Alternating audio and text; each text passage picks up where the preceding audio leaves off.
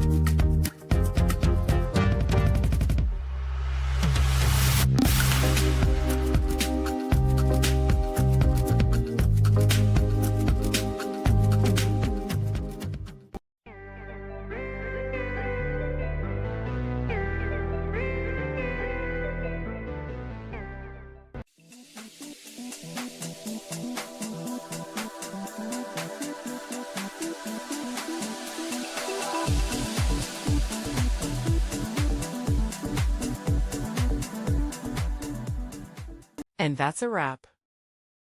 I hope you found the answer you were looking for.